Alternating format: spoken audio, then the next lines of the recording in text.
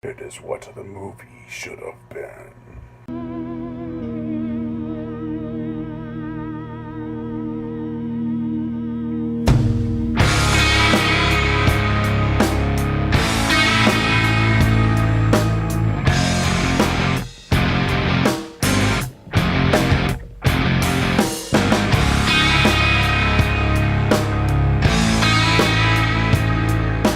Dinocroc, the 2004 novel by Thompson O'Rourke.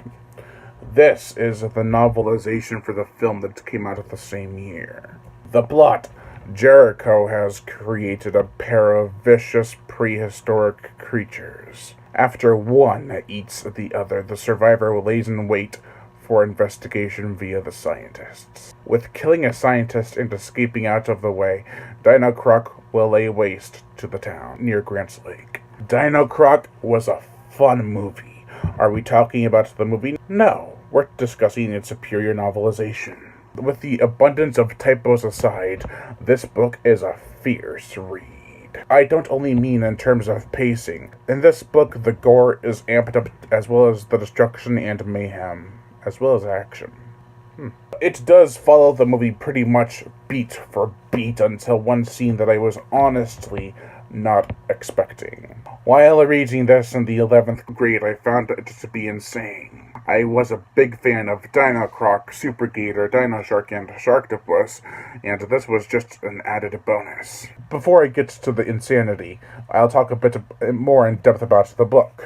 There is depth to the characters, an old flame that needs reigniting, but between a couple, a sheriff who's overprotective, an Aussie with a tragic past, and a professor that cares deeply for human lives over his own creation, are pretty much what make up the important cast. I felt the scene when a certain character died, I won't spoil who, was very tragic, especially while reading it over watching it. Although while watching it, the music was pretty effective. A heavy weight is put on the characters in the movie, but especially in the book. Why am I not comparing the two too much? Well, I plan to do a paper versus picture episode for this. The gore! We get a gnarly beheading, a couple of sickening impalements on a tree and with a stick, or pole, or something. Guts and other innards carved out with a mighty claw, and more. It is way bloodier than the movie, I will say that.